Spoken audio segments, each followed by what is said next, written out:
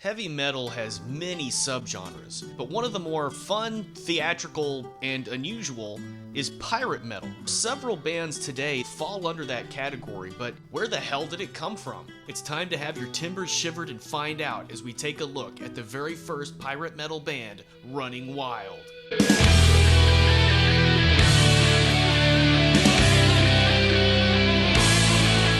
The band that would become Running Wild was initially formed in 1976 as Granite Heart by a group of friends in Hamburg, Germany. By 1979, the band lineup and mentality had changed enough that they decided to also change their name to Running Wild, based on the Judas Priest song of the same name. Through the early 80s, Running Wild would record a handful of demos and also feature on a couple of split albums put out by Noise Records, along with other up-and-coming German metal bands.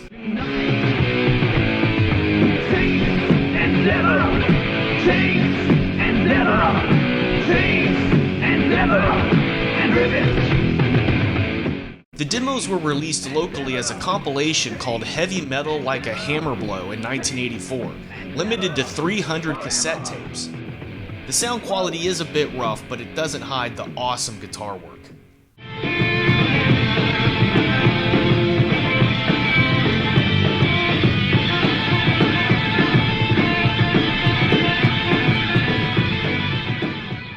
By now, Running Wild consisted of the two key songwriters, Rock and Rolf Kasparek on vocals and lead guitar, and Gerald Preacher Warnick on guitar, along with Stefan Boris on bass, and Wolfgang Heisch Hagemann on drums. This is the lineup that would record and release Running Wild's debut album, Gates to Purgatory, in October of 1984. This album features more thrash and speed metal than later releases, with faster, less composed tracks.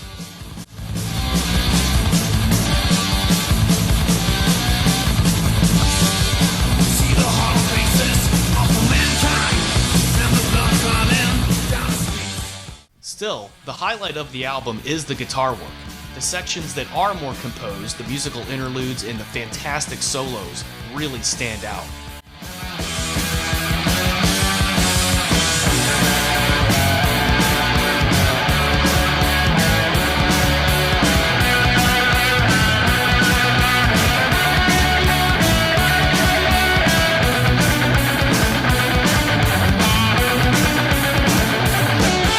Gates of Purgatory features several songs with satanic references, which the band was using as a stylistic choice, and it was the only thing that was getting some backlash. Den Teufel irgendwo benutzt haben, aber niemals als religiöse Figur. Das hat mit Religion überhaupt nichts zu tun.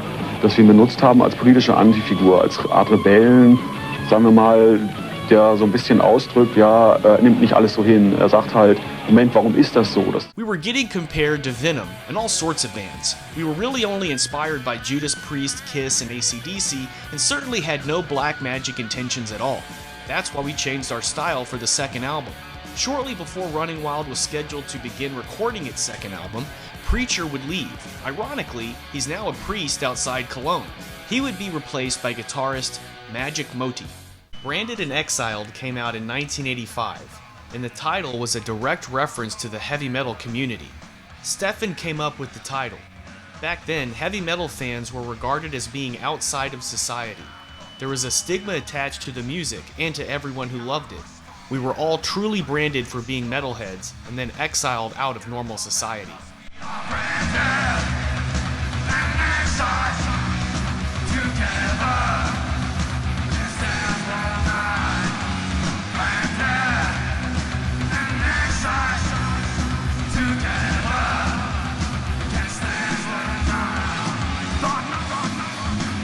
Like the first album, the real highlight of Branded and Exiled is the guitar playing.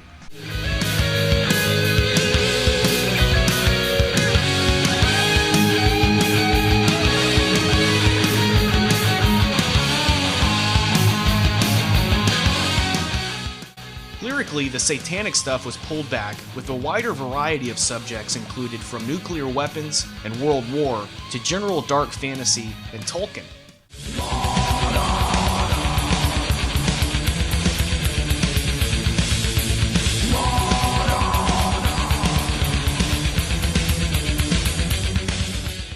For their third album, Running Wild decided to change their look and sound even further, ultimately adopting the pirate theme they've since become known for. About 87, we also changed our kind of lyrics and our kind of image, so to speak. We choose this pirate stuff and stuff like that because we want to make a change on the whole lyrics and on the whole image, the whole visual thing of the band. Ich hatte damals die Idee zu diesem Song und da haben wir uns überlegt, das wäre doch auch ganz gut, wenn wir dann ein Cover zu machen, weil da kann man irgendwie was Gutes machen. Da haben wir dann eine Idee gehabt, haben das gemacht und gesagt, ja, da können wir eigentlich auch gleich Klamotten so machen. Und daraus ist dann dieses ganze Image so entstanden eigentlich. Good to see that pirates and former times don't talk about this era of film movies, forget about it. I'm talking about the history. They were kind of people who only want to live free. They want to live their own way, on their own laws, you know. They were also thrown out of society, you know. Nearly like metal fans are also, you know, with long hairs and stuff like that and leather jackets. The people say, oh, look at this, you know.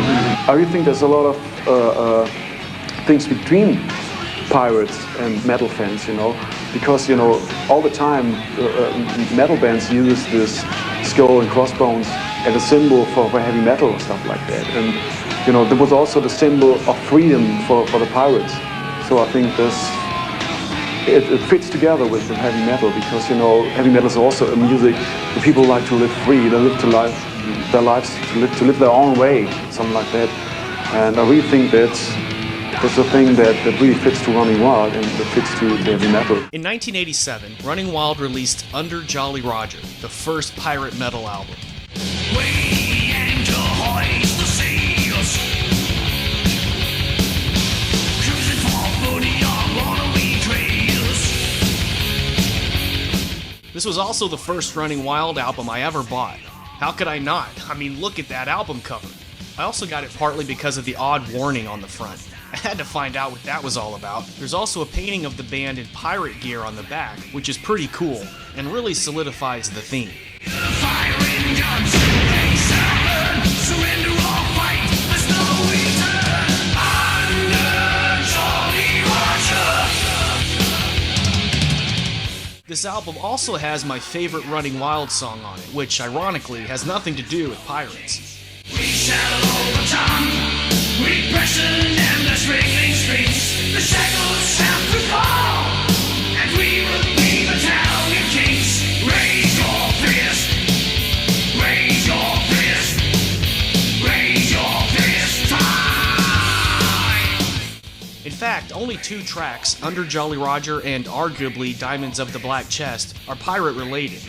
Otherwise, this album sounds more or less like the first two musically, although a little tighter and more polished. And again, the solos are freaking awesome.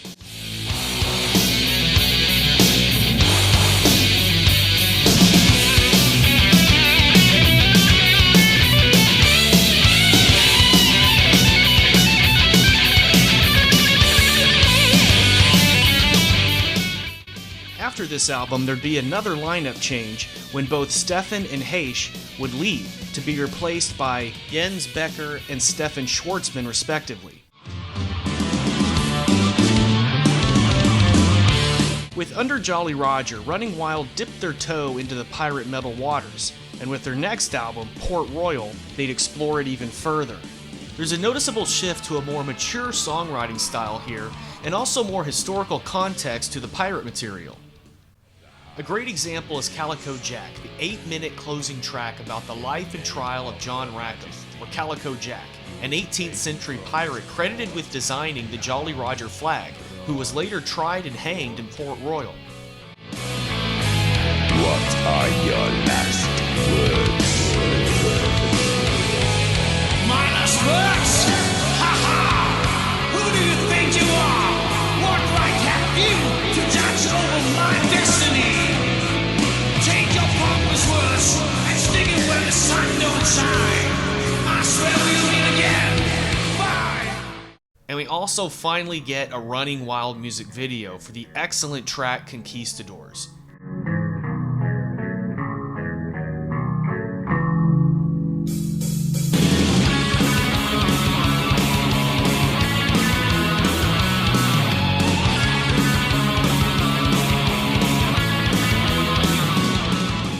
It's pretty much just a concert footage video, but it's better than nothing. Jolly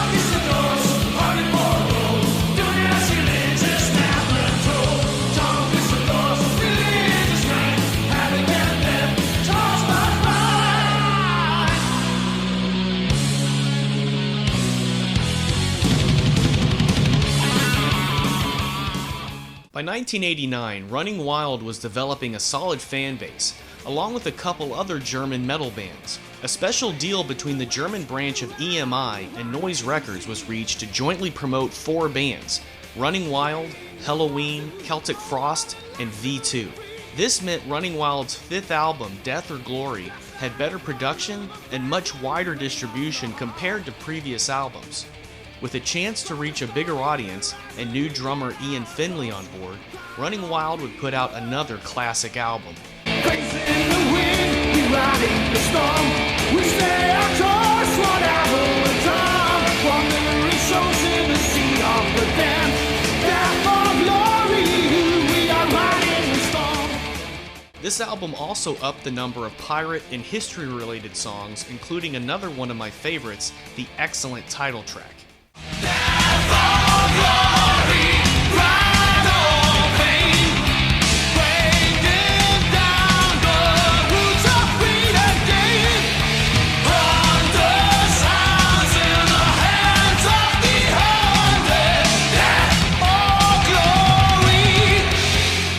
Along with Riding the Storm, they'd also slapped some concert footage together for a Bad to the Bone video.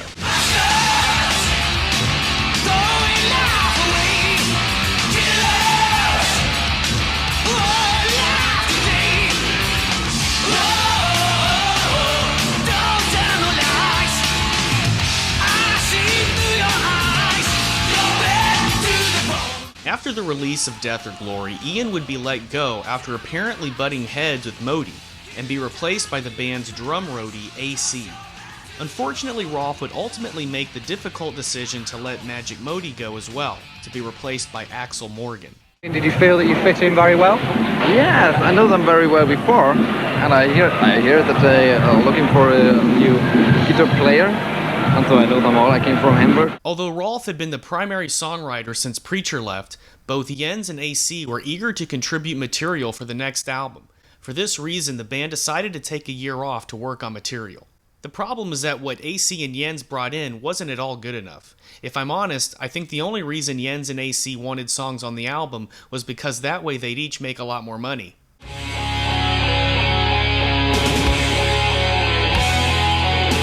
Blazing Stone was released on April 4th, 1991, and is notable both for being one of Running Wild's best-selling albums and also for not having any direct pirate references on it at all. I never felt that I had to be restricted to writing about pirate subjects, so there are literally no tracks here which deal with them. I just didn't have anything pirate-related that I really wanted to write a song about. Still, the album has plenty of historical references to stay on brand, like with Little Bighorn about Custer's last stand.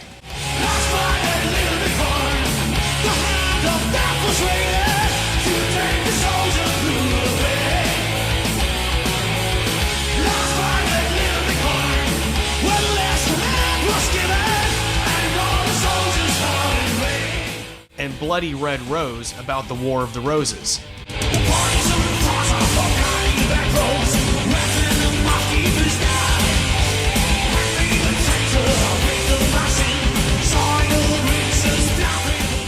With another successful album done, the lineup changed once again. Thomas Smazinski would come in on bass, and Stefan Schwartzman would return on drums to record Pile of Skulls, released in 1992. This album dives right back into pirate territory, starting with an excellent opening instrumental that sets the tone perfectly.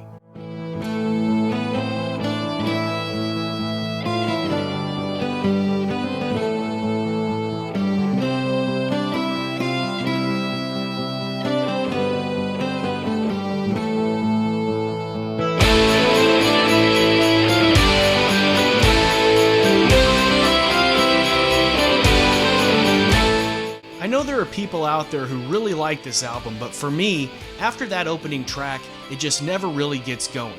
It's not a bad album, but it doesn't quite live up to the previous ones for me. There are plenty of pirate-related songs on this one though, including Jennings' Revenge, about 18th century pirate Henry Jennings,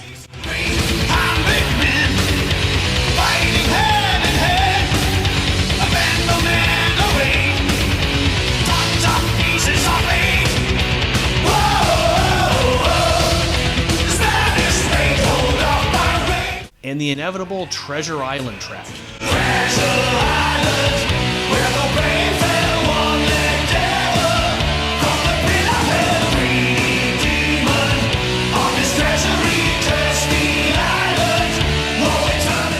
As usual, there'd be a lineup change between albums. Stefan Schwartzman would leave again, this time to be replaced by Jörg Michael. Axel Morgan would also be let go. With Axel, it was a personal thing. It had become obvious while we were doing Pile of Skulls that he would have to be replaced. He would be replaced by Thilo Hermann. Rolf got a little more ambitious with Black Hand In, a very loose concept album about an old pirate telling stories in the Black Hand In.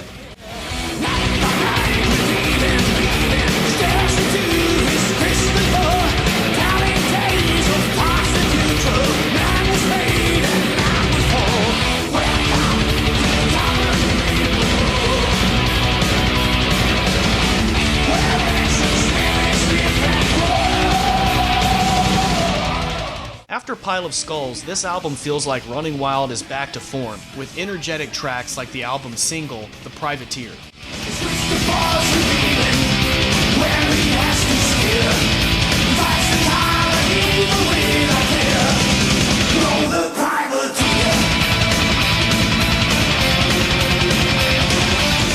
Despite this, Black Hand In is one of Running Wild's poorest selling albums. Why this is the case is hard to say. However, coming out in 1994, it could have been general heavy metal fatigue. There was also at least some backlash to the closing track, Genesis, The Making and the Fall of Man, a 15-minute epic based on ancient astronaut theory.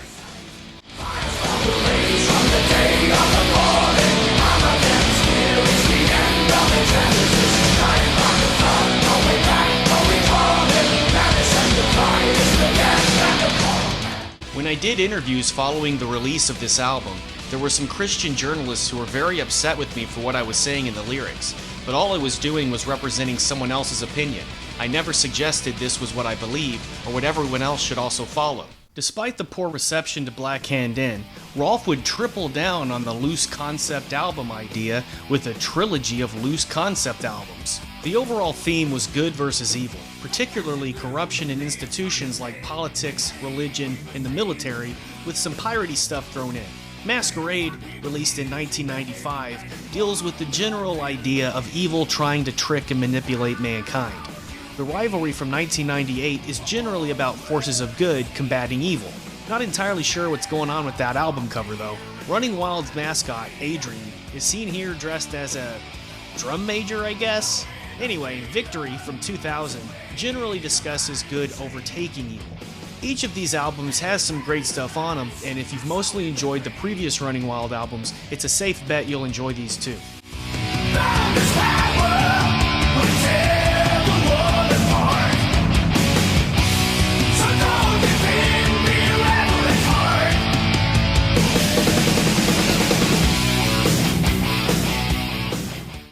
The only thing that really makes these concept albums is that Rolf says they are, but there isn't much to differentiate these from previous Running Wild albums, which is fine, honestly. The tracks are riff heavy and catchy, and the guitar work is always outstanding.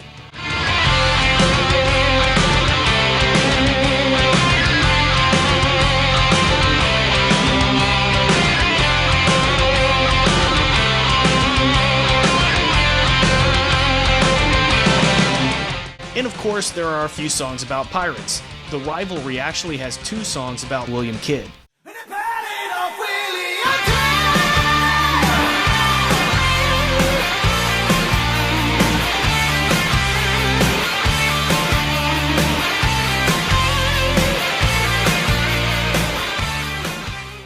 However, there is a bit of a downturn for Victory when Jörg Michael would leave to be replaced by someone credited as Angelo Sasso. There is some debate over whether this is a real person or a drum machine, although Rolf maintains that it's a real person who wished to remain anonymous.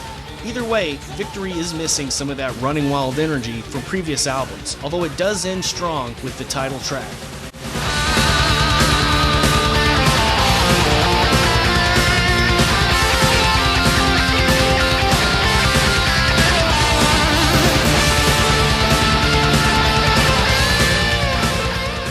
After this, Rolf would essentially become a one-man band, letting Thomas and Thilo go, although he would bring in bassist Peter Pickel for 2 albums. The Brotherhood, released in 2002, features a skull with a top hat on the cover. The skull is on a black rock, but it kinda looks like a beard, so I always see Abraham Lincoln, with a $sign eye patch. There is some great stuff on this album, including a killer title track as usual.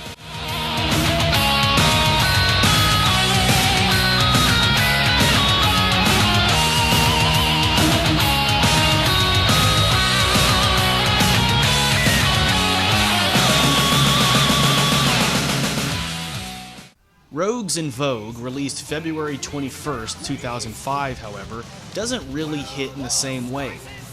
I wasn't happy because when I did Rogues in Vogue, it was hard for me to write the songs. It was a painful process. I thought to myself, there's something wrong. You can't do this.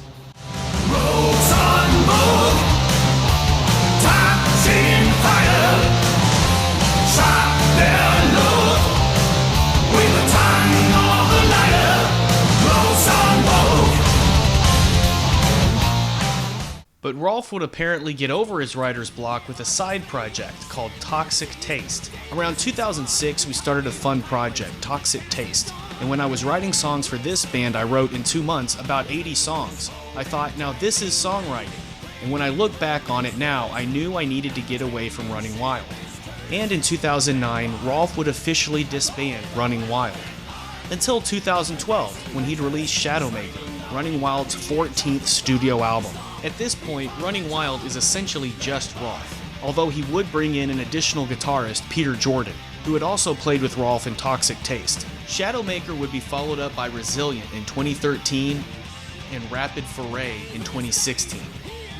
None of these albums live up to the earlier ones, but they do get progressively better. Shadowmaker pretty much sounds how it looks, not really much to it. Resilient is a little better if you want to sift around for some cool musical passages here and there. And Rapid Foray, which at least has the piratiest album cover, does have a couple of decent full tracks on it.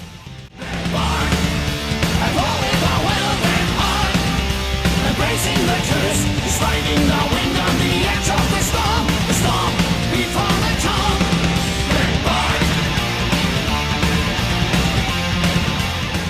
And that, you scallywags, is the tale of Running Wild, pirate metal pioneers.